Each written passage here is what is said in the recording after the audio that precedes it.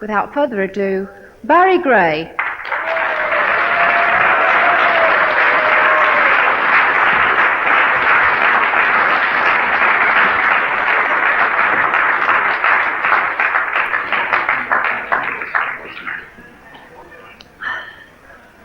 Hello again.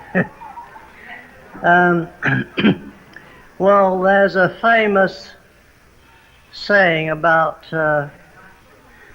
the doodahs of mice and men going corrupt, and that seems to be what's happened to us, because I was supposed to have a piano here, but we couldn't get hold of one, so all my good deeds and anticipations have gone for a Burton.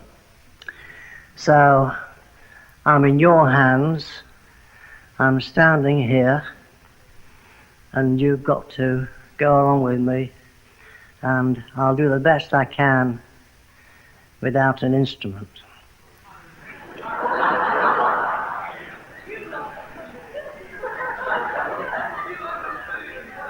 I'm not talking about organs.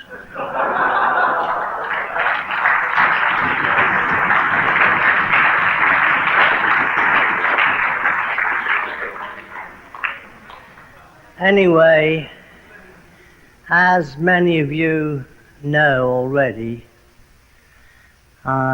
Jerry and I have been friends for 26 years, and during that time I had the privilege of composing the original music for 10 TV series, arranging and being MD on 2 of his very earliest series that he did for somebody else, and also composing, arranging and directing the music for 4 feature films. Most of those you know, and the whole association has been a very happy association right the way through. As you can imagine from what I've told you, I've been in the music profession, radio, TV, film profession, since Julius Caesar came over. And it wasn't very easy at that time trying to chip out scores on a bronze tablet. It was very difficult. But I've had many questions asked to me today about how you compose and how did you get the idea for this theme or that theme. And I would say that it is just a flair that you've either got or you haven't, and you work in a certain way. In the case of, for instance, Fireball XL5, there was a production meeting at Slough to decide what type of music it should be on the series. And Jerry was very keen to have space music on the beginning and space music at the end, but the general feeling of the rest of the production team said we should have something a bit poppy on the end, and this was decided. And driving home to London from Slough, I got the idea and wrote the Fireball song. The way I work, if I'm writing a song, I always seem to write the lyric at the same time as I write the music, so I get the two together. In the case of the Thunderbirds theme, That was slightly different.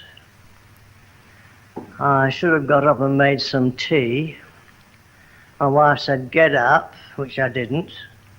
I lay there thinking, and I was thinking about Thunderbirds, and I got the Thunderbirds theme sort of floated along. Before I started to make the tea, that was. In the case of the Secret Service, Jerry was very keen to get the Swingle Singers to sing the main title, and he asked me to go to France to see whether I could arrange to get the Swingles to do it. Well, Ward Swindle had a manager who was a Frenchman, didn't speak much English, and I only speak a little schoolboy French. So between us, I got a quote for the Swingles to do the title music. Phoned through to Jerry, who said okay, although it's a bit high, but okay.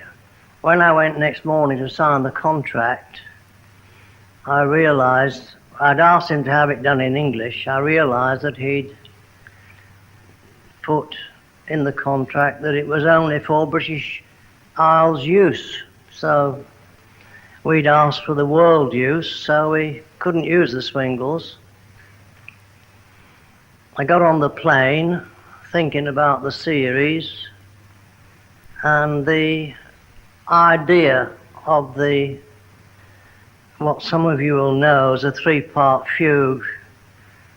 The title music of the Secret Service came to me in the plane. So this is how you go along. I've always believed in a composer myself writing his own arrangements, and in the case of film composers, conducting their own scores at the sessions, although there are some composers who have other people to do the conducting. And speaking of conducting, there's a very cute little tale of Sir Thomas Beecham, who came to conduct a rehearsal at the Queen's Hall, just getting ready to rehearse, and he looked down the row of bass fiddles there, and he pointed to one man. He said, he said, "I don't know you, do I?" And the chap said, "No, sir." And Sir Thomas Beecham said, "What's your name?"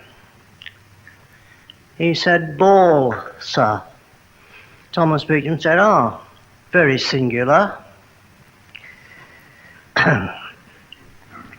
Anyway, pardon me. Yeah, think about it. Anyway, as I was saying before,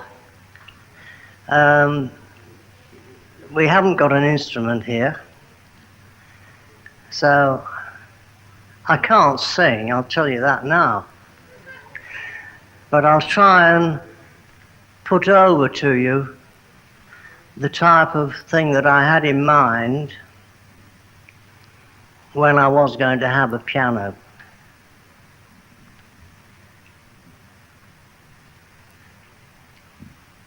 This of course should, pardon? This of course should be with accompaniment all the way through. But I'll do my best, so go along with me. The name of Jerry Anderson is known throughout the nation. His own particular expertise in supermarionation has earned respect throughout the world, an obvious deduction. But let's go back over 20 years to his very first production. in Four Feather Falls, Four Feather Falls. That 1958 release, when Jerry cut a dash but didn't have much cash. My orchestra was only 6-piece. Then Jerry's next production was Supercar, Supercar. He went to see ATV, and there the storyboard displayed. As interest grew, he showed it to Lou, and Lou said, "This will make the grade."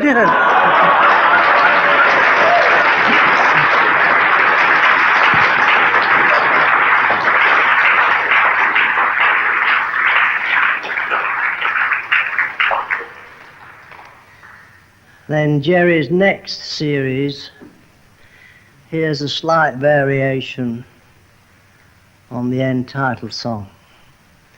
I wish I was a spaceman, the fastest guy alive. I'd fly you off to Fanderson in Fireball XL5.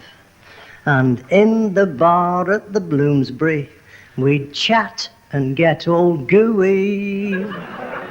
And then we'd drink a fireball, a fireball. That's a gin and tonic with vodka, ice and Drambuie.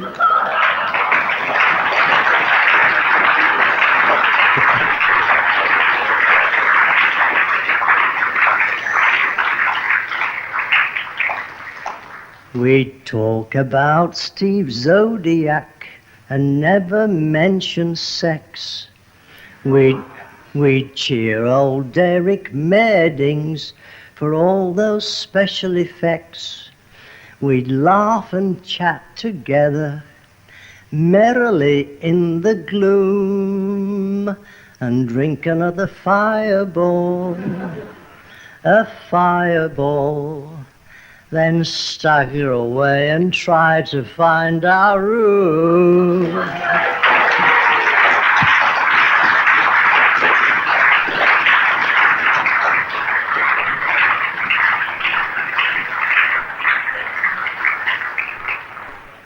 Then Jerry's next, of course, was Stingray. Stingray, you've all seen that anyway.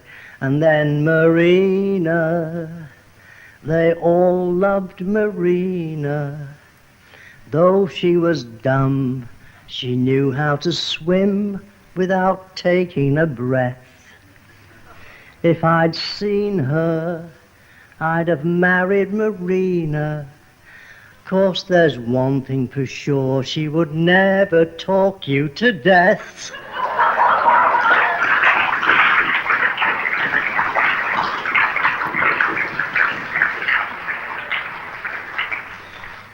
And then, of course, we had the great series that went around the world, and is still going round, which is rum, rum, rum, rum, rum, rum.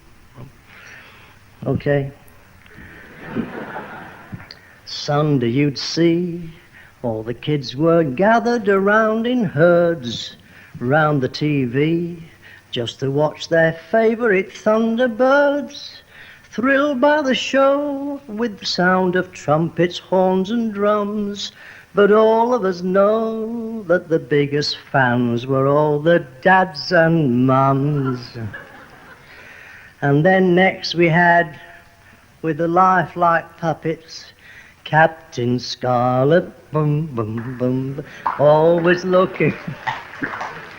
Captain Scarlet, boom, boom, boom, always looking for Miss Strongs, searching the skies, and all the beautiful angels laying the guys.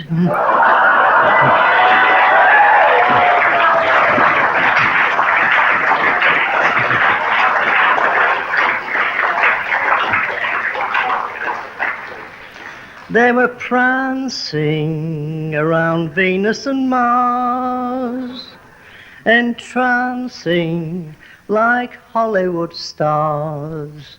And then next we had Joe 90. What a boy, there was no one could be cuter. An electronic king who could solve anything with a brain that could rival a computer. And then we had the one I mentioned, of course, the Secret Service, which was a one of those. And then and then we pass on to a very important one, particularly tonight. You know what it is when I start it. UFO. Jerry's first live action show. How I did enjoy it. One certain night I went drinking with Commander Ed Bishop.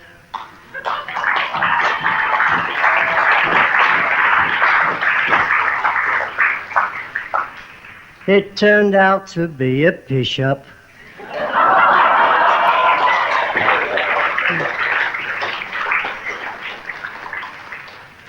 As a matter of fact, about 11 o'clock that night, Ed turned to me and said, "I'm going now." He said, "Why the hell don't UFO?"